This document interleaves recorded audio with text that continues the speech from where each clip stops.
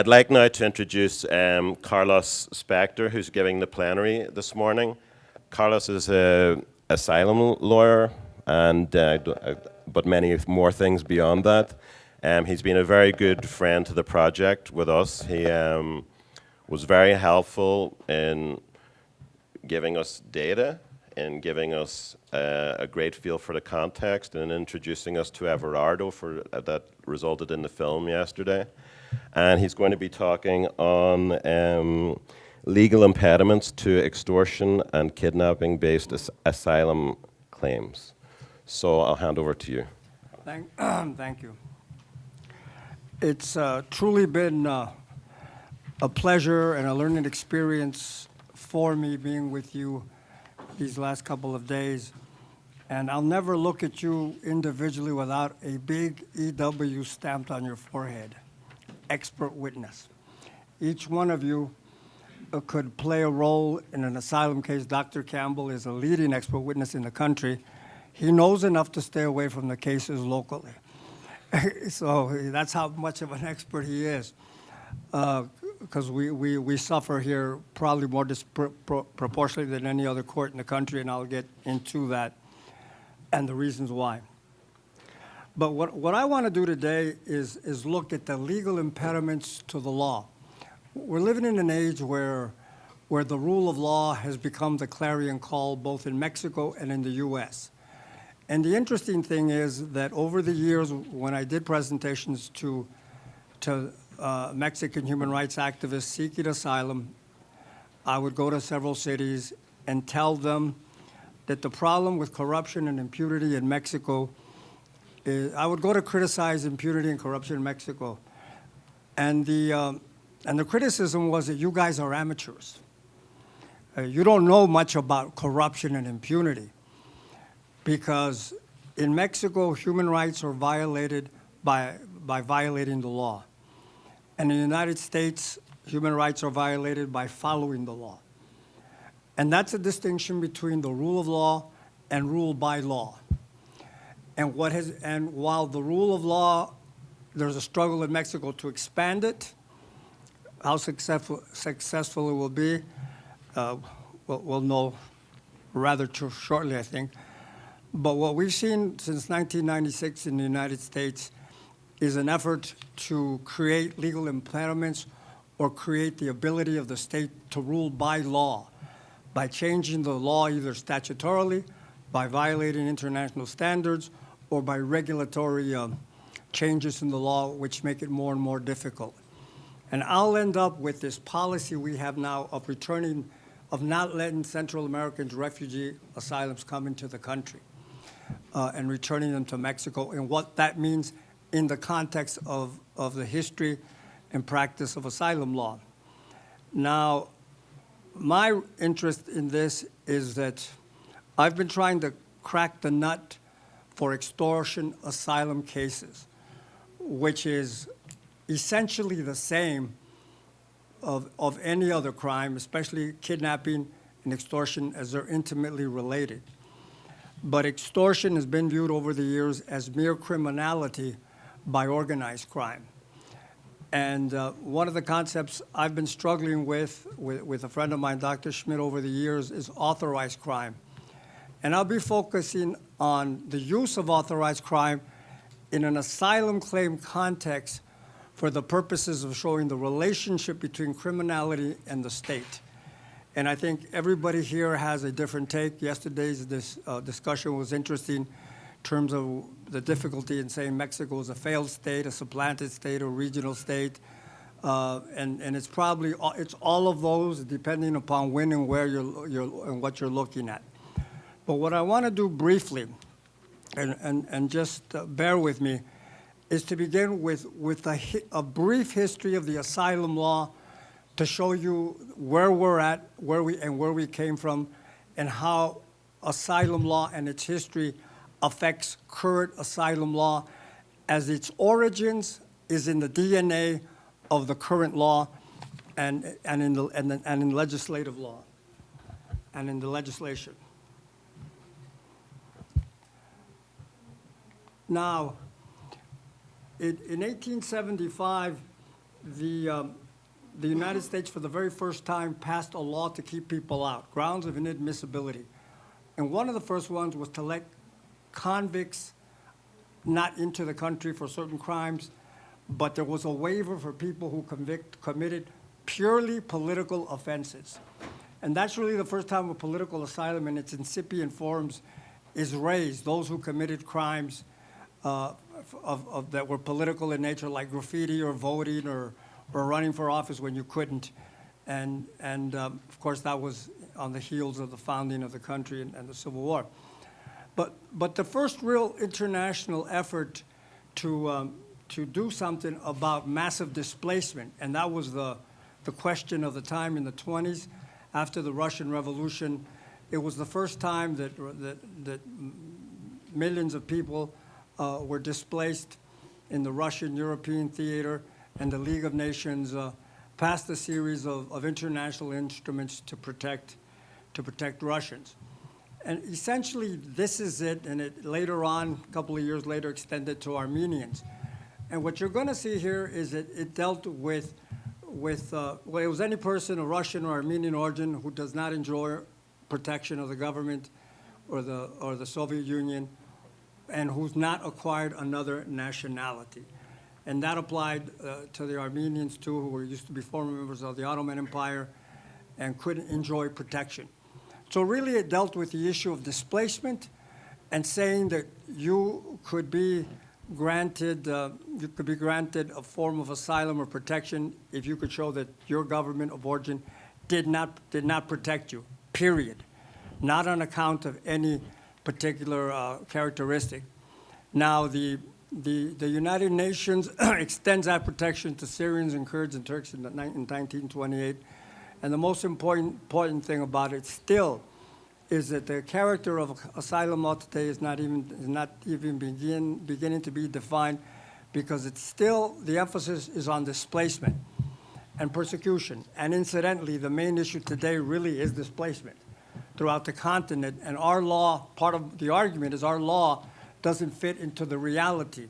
And so there are histories of adopting old instruments to resolve relatively new problems with old histories.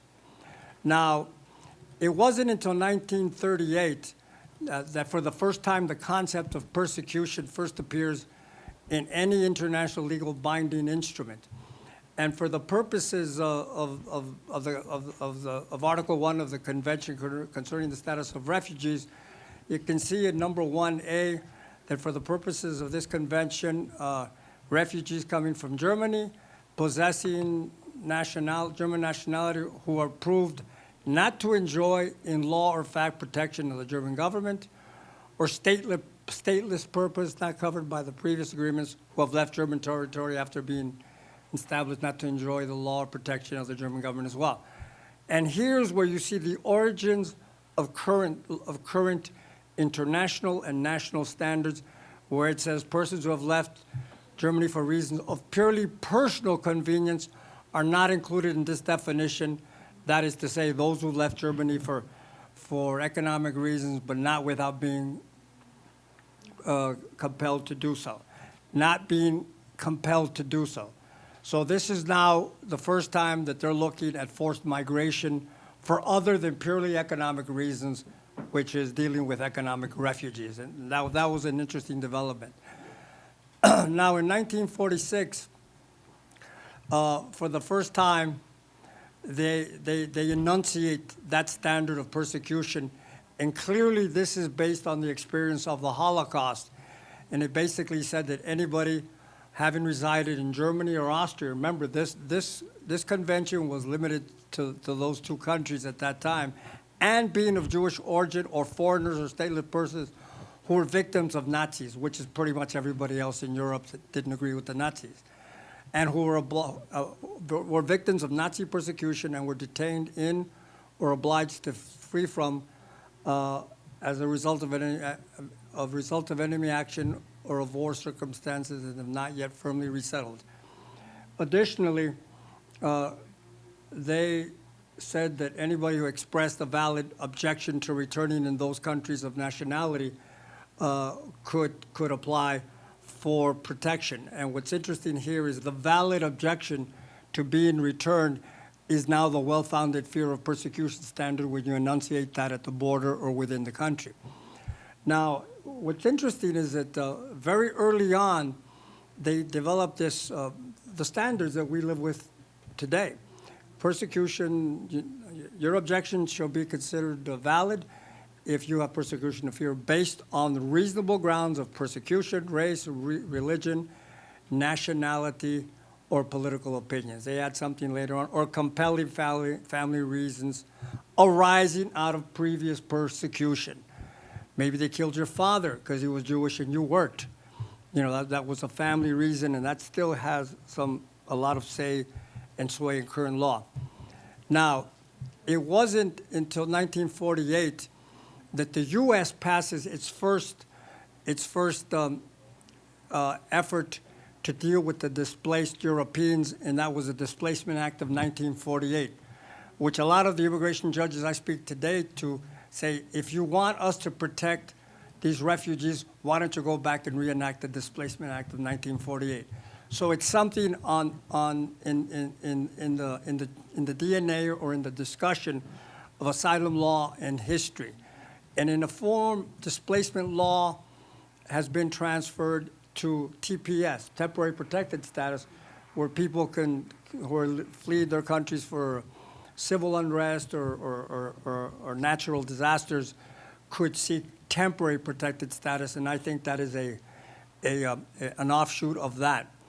But the requirements there were essentially the same, but it was limited. It was limited temporarily, and especially by people who were living in Germany, Austria, or Italy, or areas that were protected by the Allies, and who were victims of persecution by the Nazi government, and who were detained or obliged to flee persecution. Now, this was interesting because at this point, under U.S. law, it was limited to those countries and to those protected territories. Now, what I found interesting was that the categories that they enunciated, which forms the basis of U.S. asylum law, and we'll get into that a little, has to do with the people that were being persecuted by the Nazis and the badges that they used in the camps. And as you can see by the chart, what I have emphasized in blank ink is the current status, and above them are the categories of the prisoners in the camps. And you can see how they evolved. You know, I mean, the type of badges that they used were, for example, political opinion. If you had one diamond that was red, it was political. If it was religious or Jehovah's Witness, purple. Now, if you were Jewish, then of course they would have the star, and so they had a very sophisticated form of defining who was maybe a French Jewish prisoner. It was very sophisticated. But for our purposes, I think it's sufficient to say, given the lack of time, to give you a sense that these categories came out of the camps, and we're using those today. And part of the problem is to use the rationales of laws passed and formed in the past to the current conditions of failing states or failing regions doesn't play, because the persecution in the past was essentially state persecution. Now, in 52, the UN passes its first international convention relating to the status of refugees, and this is the current law today in the U.S. And so it's worth going through it. Owing to a well-founded fear of being persecuted for reasons of race, religion, nationality, and membership of a particular social group, that's the one new addition, or political opinion, is outside of the country and is unable, owing to such fear, is unwilling to avail himself of protection of that country, or not having a nationality, being outside of the country, is unable, or owing to such fear, is unwilling to return to his or her country. That was a convention that the United Nations established as a world standard. Now, the United States did not adopt it by treaty until 1968, but it didn't become law until 1980. So we really have a really new standard that has been evolving over the years since 1980. It was the first time. Prior to 1980, there was specific statutory protections offered for communists and certain people from the Middle East fleeing. And so from the beginning, you can see that immigration and asylum law had a lot to do with foreign policy and national and international politics, and to this day, that influences who gets asylum. Now, this is the law today. And I'm going to go briefly through this because it has a lot to do with the end of the discussion to show how the first part of my presentation is to show you how the law has expanded. The rest of it is to show how it's been eviscerated and how legal instruments have been essentially eroding for a very long time by the drawing back of these protections through regulatory and statutory legislative efforts. So I have a well-founded fear of persecution on account of one of these protected grounds.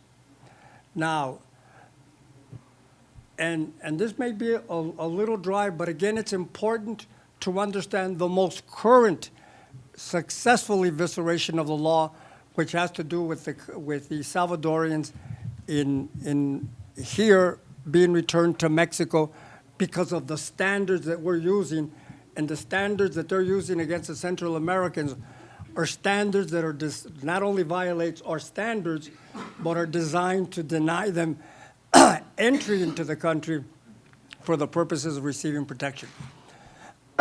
And to establish asylum, you have to show that you've been persecuted in the past. If we can show you've been persecuted in the past, then there's a presumption you'll be persecuted in the future, and that's a very big hurdle. Now, and there's a subjective and an objective component. The subjective, of course, is your testimony and the circumstances surrounding the persecution. The objective component is where you guys come in, and that's country conditions. So it's always two things: the test of the person, the specific town or city it occurred in, and what are the general country conditions, if we can try to establish a pattern or practice of people similarly situated of being able to establish that they were persecuted in the past. Now, what's interesting is you must show a 10% chance of persecution. In this decision, the Supreme Court, Cardoso-Fonseca established in the 80s that it was sufficient to show a 10% chance. No one understands how justice could be quantified mathematically, but they've always used these numbers and continue to do so to judge the judges. Now, again, this is persecution, and that's why I said I looked at each and one of you as a potential expert witness, because look to see, if I was to ask you, where do you think you could help me in a case, what type of case could you plug your expertise into? And persecution is physical violence, speaks for itself, threats of serious harm or death, detention, severe psychological, emotional harm, discrimination, substantial economic deprivation. Now, the thing that jumped out yesterday at me was what Connor and Camilo did with intimacy, because that may sound to most attorneys or lay people as something, what, you're really studying that? You're wasting your time doing that? When, for me, that is one of the most important components, because it says threat of serious harm or death. When we're doing asylum cases, many times the testimony will be horrible. A man witnessing the rape of his children and wife, the beheading of family members, just incredible. And the judge says, yes, but how did you suffer? Where's your harm? He says, well, Your Honor, I think he can explain to you how he feels. He says, yeah, but he's not a psychologist. So I deny it on the basis of you not making the hurdle. In other words, the first thing we have to show is persecution. And if there's no persecution, it's over. Now, with the new changes in the law, we can't even proceed beyond developing persecution if they can nip it in the bud. They're overworked and ideologically predisposed against these claims, so they'll nip it in the bud as quickly as possible. And to get over that, for example, what's really typical is in kidnappings and extortion is that a particular cartel or criminal gang calls you up and says, you know that little girl of yours that wore a very short red dress today and got off at the school bus at 10 in the morning? She's really nice. But I really liked when she was on Wednesday when she had tight shorts, you know, and they do that over a period of time. That's torture. But how are you going to prove it with a mental health provider? But to just say that, you just can't tell the judge, well, how would you like it if your girl was being hounded like that? What kind of nightmares would you have? And so those are real tough cases. And the infrastructure in El Paso and the region does not exist for those mental health providers to be able to deal with the massive problems. We're in a process with UTEP and Dr. Lusk and others to develop that thing, that type of care or access. For example, threats alone that are anonymous are never going to work. You have to at least tie it to one of the grounds. Why were you threatened?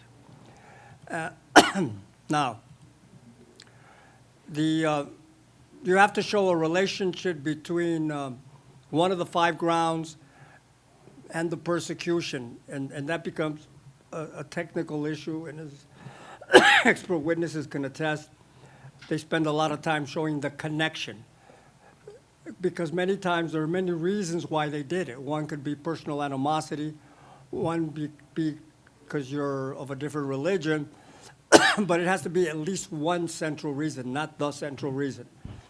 Now, the ones I focus on most of the time is political opinion, and most look at membership in a particular social group.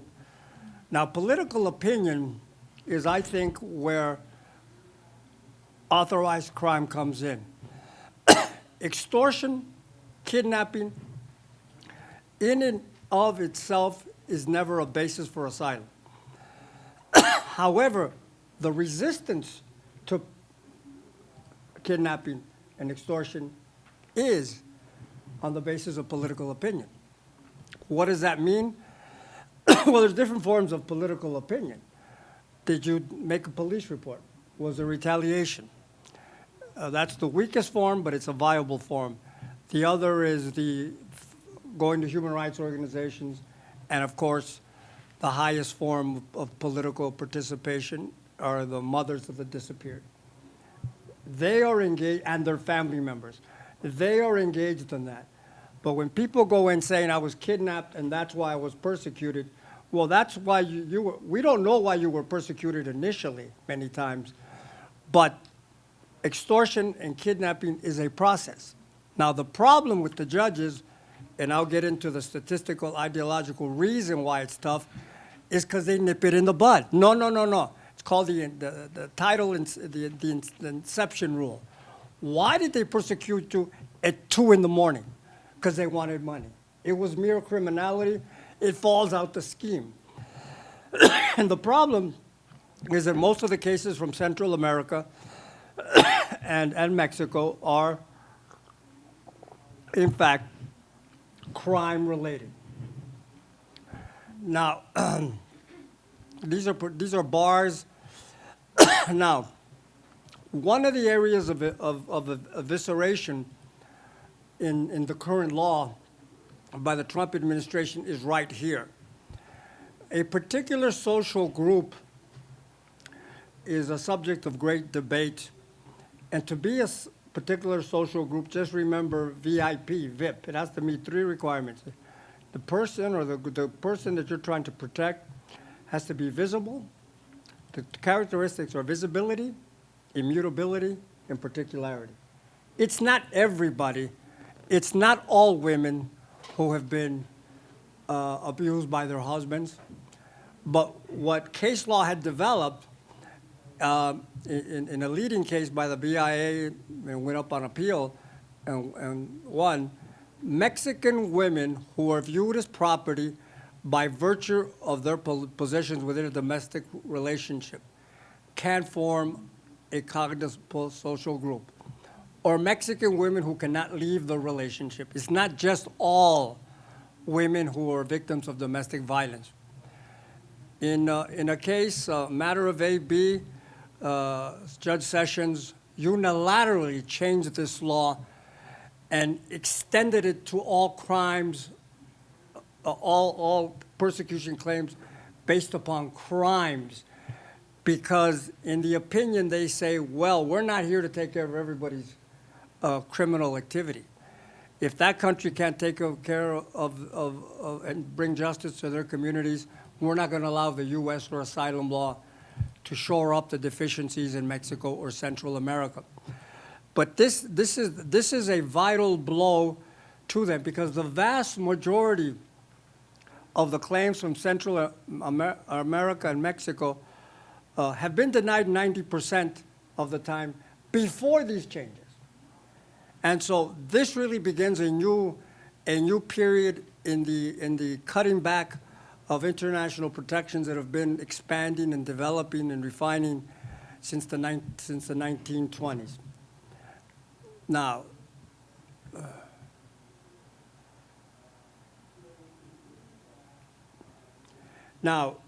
again, remember, 10% chance. All you got to show in court for, if you can get over all these bars, is that my fear is well-founded. There's at least a 10% chance that if I go back home, something's going to happen. That's not a real high bar. Now, you have to apply within 1 year of last arriving into the country. You can apply at the bridge, or if you're caught entering unlawfully, or if you enter the country unlawfully or not caught or with a visa, within 1 year. If you don't qualify within 1 year, then you're only eligible for withholding of removal or on protection of the Convention Against Torture. But withholding of removal, we have to show that that there's a well-founded fear of persecution, which is 10%, but there's a clear probability that life. You're not eligible for asylum, and if you win, you get residency, lawful permanent residency. If you're not eligible for asylum, you may still be eligible for withholding of removal, which is, I find you removable, we will withhold it indefinitely. And you have to do it within a year. And the standard is clear probability that life or freedom is threatened on account of these races. And you get a work permit, and it saves people's life. Or the Convention Against Torture, you're barred from withholding or asylum if you've been convicted of a particular serious crime, which is drug trafficking or crimes of violence. But you're never excluded from protection under the Convention Against Torture, which means that you would be a victim of torture by the state. Now, all of these grounds of persecution can be committed by the state or a non-governmental actor. But if it's the state, then anybody can apply for CAT. And the distinction, I believe, and the question of authorized crime has to do with showing that it wasn't merely a crime. It was state action because ya pasaron 15. Sí, me quedan 15. Okay. So that's the framework. Now, I'll skip the asylum process. What was important about withholding of removal is that you have to show there's at least a 51% chance. That's the standard that they're using against the Central Americans that are returned to Mexico, and they give them a number like the meat market to come back to court. Now they're bringing them back to court from Mexico. You wait 2 or 3 months there, God knows where you're staying, how you're surviving, that's your problem. You don't have access to counsel. But when you come back to court, then CBP brings you in, they take you to court, and for the first hearing, it's just to present yourself to show whether you have an attorney or not. Then they return you back to Mexico for the next hearing in 3 or 4 months with the same problems. Unless you can prove that you have fear of returning to Mexico. What's the standard for a Central American to show that he's afraid to go back to Mexico? Withholding of removal. 51% chance that you're going to be persecuted in Mexico on the ground of one of those grounds, on account of one of those grounds. That is to say, Central Americans have to show more than those who are just seeking asylum. And it's a much higher standard without representation. Now, and that's where authorized crime comes in. It's a concept that I've looked at that as I'll show you, and I think it's important to go through it, the origins of that concept.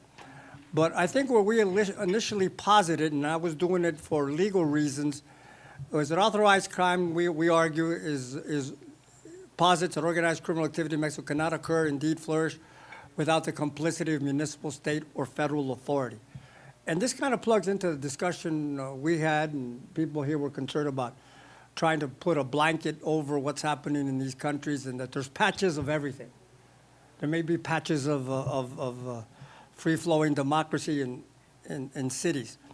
Now, the first time I see this concept, and this is to me what struck me and why I said, I'm going to use it because that's what the women and the mothers of the disappeared are using to describe their pain. This is in 2013, but the first time I found anything having to do with authorized crime, it was also from Rosa Nelly Santos, which is one of the founders of the disappeared. And she says,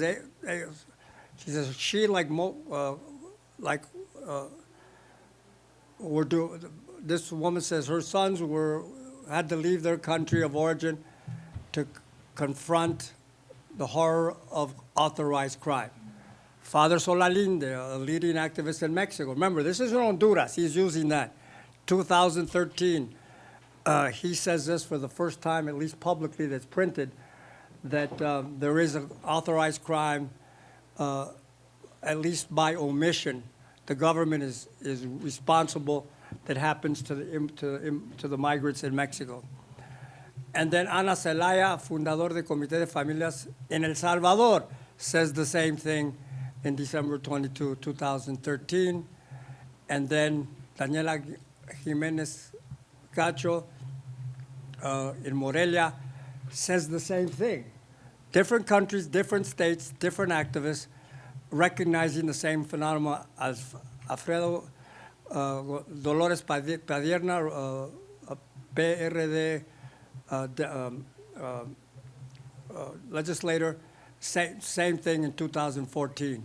Rosa Nelly again in 2015 protesting the Mexican government's persecution of migrant followers, and then the journalists say the same thing too, talking to the Committee to Protect Journalists. So as a result of seeing this and using it with a group that we formed called Mexicans in Exile, it was the first time talking to either scholars or the most humblest of individuals who had lived through it, understood it. Crimen autorizado, todo el mundo lo entiende. And this, oh yeah, that's right.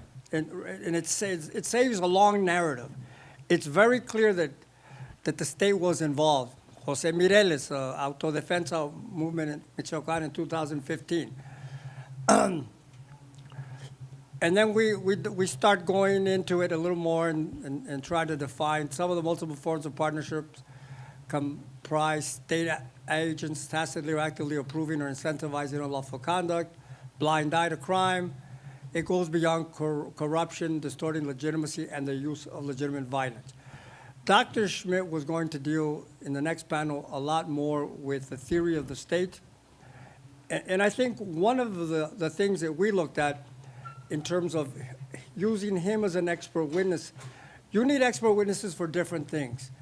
Most of them are experts on the issue of criminal gangs, which is important, and that's always part of it. But one of the things that we've been able to do with some of the cases is to look at the theory of the state,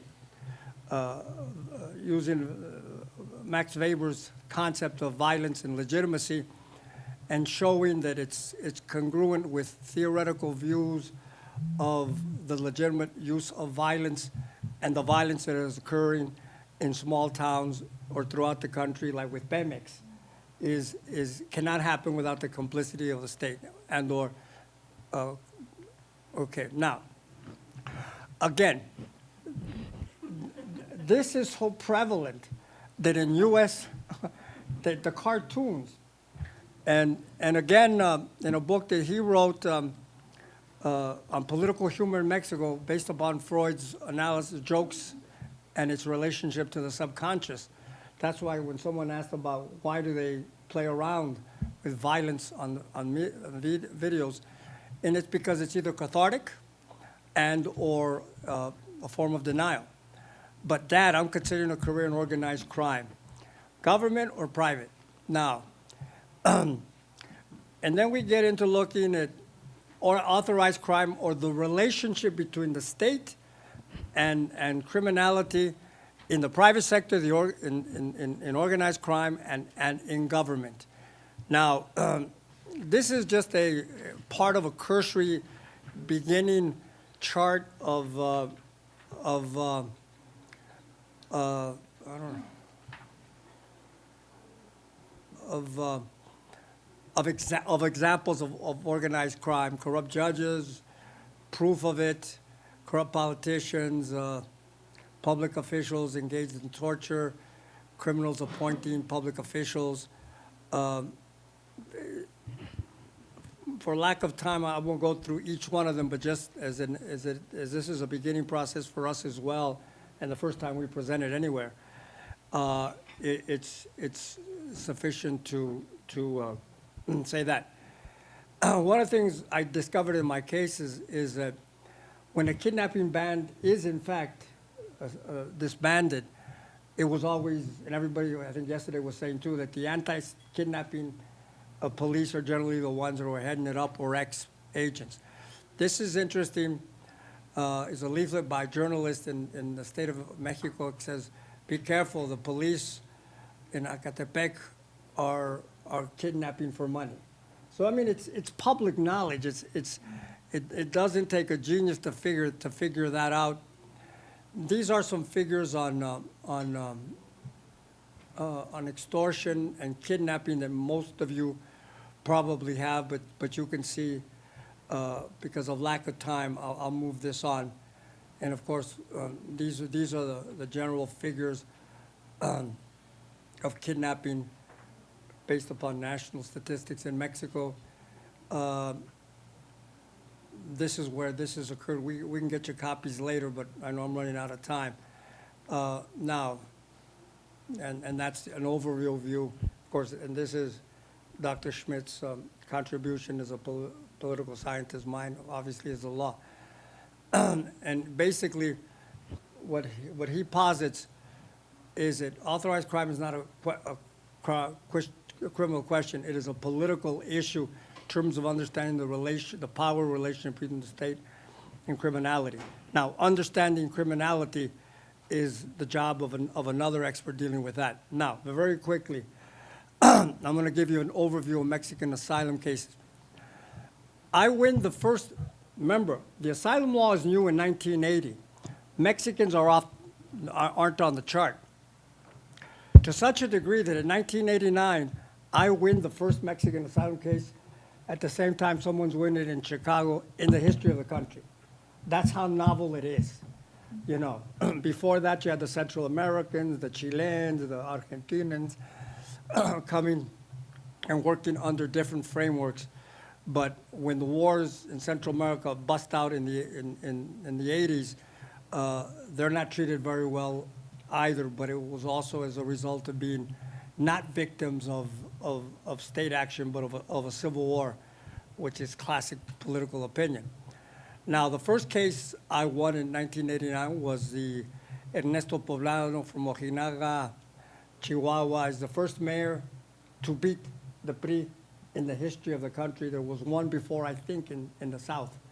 So the state has to come down. So this is like, I won this because this is classic political opinion. So the early cases were that way.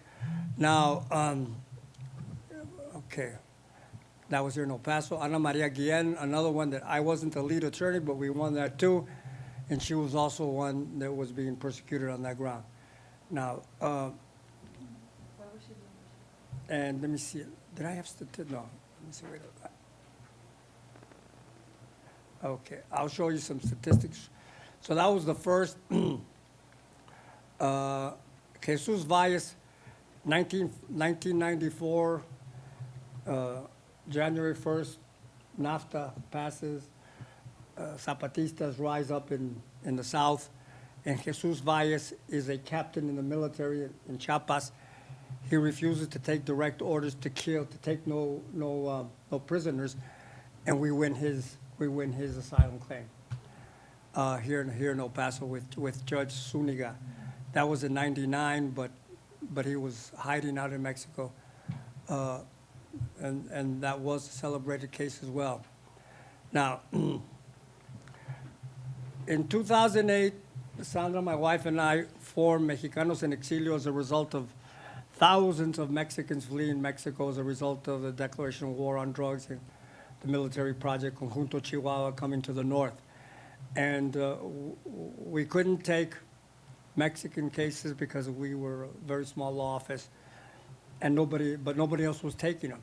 And it was something I shared with someone else yesterday, that we've had and have more cases, Mexican asylum cases, than all the nonprofits in the state of Texas together. And I didn't know why. Everybody said because they're tough. Well, Central American cases are tough. And I found out why. Because they all have a contract with the Mexican government to represent Mexicans. The other Mexicans, all the other ones, which is probably 80% of it. But once the state you're paying the state and you're representing the state, you can't have an asylum claim against that state. And so, era plan con maña del gobierno mexicano for many years, but most of all these people are great people and friends of mine, and I can't criticize them for making that balancing decision as to, it's a war, do you represent 80 or you represent none? But that told me why they didn't do it. Now, Emilio Gutierrez Soto is a local phenomena. The first journalist case that I took in 2008, it was the military that brought him after Charles Bowden from Mother Jones made him a national star, and came to our aid by writing the first article dealing with that. Dos minutos, okay, let me just show you some statistics, and then later on I'll do it. These are all the cases, and maybe during the second part of it, this is I'm very proud of. We go to the El Paso City Council in 2003, and we get a resolution. Carlos Gutierrez had his legs cut off in Chihuahua for failing to pay a extortion fee. And when he goes to when the police go to investigate him in the hospital, it was the guys that cut his legs off. And so we put in there that, I think it's in the third paragraph, that whereas Carlos was a victim of authorized crime. So we get El Paso City to approve of our theory. Okay, let me see. But I'll end with this. I can do more about the cases and Mexican asylum statistics in the second panel. I'll have 10 or 15 minutes. Look at the statistics with Mexicans from 2002 to 2017. 2002, 14,000, the height. We've never had so many Mexicans fleeing. What was that? 1994, Salinas comes in, then you have Cedillo with privatization and all the restructuring and the killing of Colosio and the flowing of assassinations. But it was under Fox, President Fox, that the numbers come out. But remember, it takes years to get a decision. So these were cases before 2002 that were percolating. And that shows us the result of that.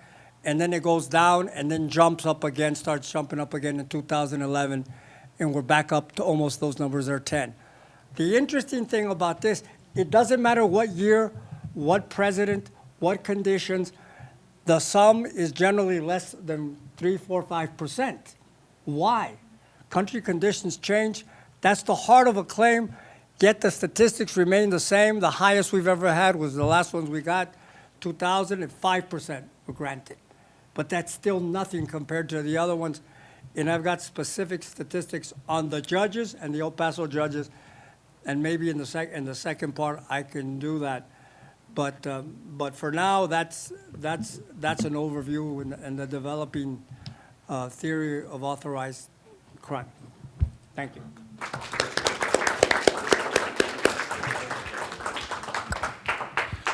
So, do you have maybe 5 minutes for questions? Just 5 minutes? Yes, Jeremy. Sorry, you first, and after Jeremy. Just organize the other. No, thank you so much. I know many people have many questions, and it's very interesting, and also it's such an honor to hear from you. I would like, if you don't mind, to just go back a bit on the issue of the disappeared and the relationship. We were talking yesterday over lunch, and I asked you how many of the people that you receive looking for asylum have a missing person, and you said 60%. So I don't know if you can tell us a little bit more about, I mean, they are fleeing because a family disappeared. That's one phenomenon. Secondly, they might disappear, the families might disappear as they are fleeing. They are fleeing for other reasons, and then the families disappeared. And then this relationship, like how much the element of disappearance has an impact on their possibility of being granted asylum. You mentioned the issue of psychological harm, which could be one, but is there another element there that would be interesting to look at? Well, and by disappearance, I mean a general global phenomenon. Well, you know, most of our cases that we took during the period of developing the organization, which is 250 families are Mexicans in exile, I'd say most of them were involved in some type of disappearance. Now, reality is skewed in a way because the heart of the organization is from Guadalupe, Distrito Bravo, Chihuahua, which is my mother's hometown and where I grew up in the summers and weekends and continue to have contacts. So based upon that relationship and the fact that in that particular town, there was a family called the Reyes family. And that was the only municipality in Chihuahua up until then in the history of the state where the PRD or the left ever won. And it was always targeted by the state. So there was a series of circumstances, and that town, as a result of authorized crime, has gone from 12,000 people in 2008 to 800 right now. It's a ghost town.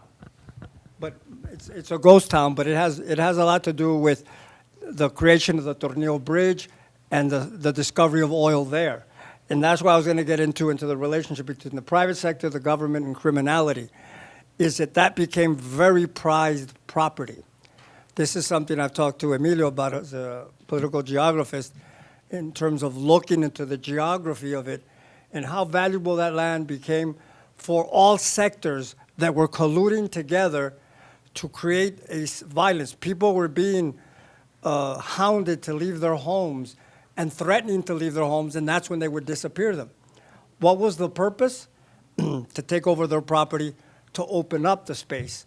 However, that's not asylum. What made it asylum, given the politics of the town, was its denunciation and relationship to the Reyeses. And then what we said when we started taking the cases, we couldn't take all of them, and my wife's a union organizer and was a principal organizer, was that we will help those who help others. If you come here and promise to continue fighting your case, we'll do it for free. You don't have to do it. So they continue political opinion. Post-entry political opinion is okay. It can't be created that you come in and then just denounce the government. But if you have a history of it, you continue denouncing it. And the idea of Mexicanos en Exilio was to simultaneously denounce abuses in Mexico, support democratic institutions in Mexico, and help them fix their papers here. And so that was a very select group of individuals. But all of them essentially had someone disappeared in that town, you know. Now, later on, also from all over Chihuahua, we started getting the same phenomenon. And just the last question for Jeremy. Sure. We have another session, so we can. Yeah. This is maybe kind of in the weeds question, but you know, there's such a variation between judges, between circuits, between courts, and it's really funny what they take issue with that I say, right? And I feel like pretty much everything I do is going to be tailored to CAT, at least in terms of government. I especially think that the Sessions decision basically pushed asylum closer to CAT. Exactly. And I always say more likely than not, right? Some people get mad at that. I always say it's not a legal opinion, that's just the basic percentage-ish of the future. But what do you do with that, right? I mean, some people get really mad for using those words.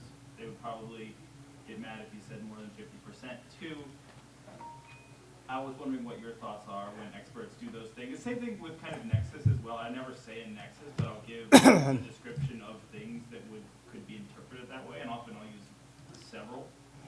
Well, there's nothing wrong with a layperson knowing the law, you know, a narrow area of the law. But you're right. To avoid the animosity, what I generally do is we'll ask you, on a scale of 0 to 100, what percentage do you think of something happening? As opposed to having those words flow from your mouth. It's like me giving a medical term, sophisticated medical term. You know, who told you that?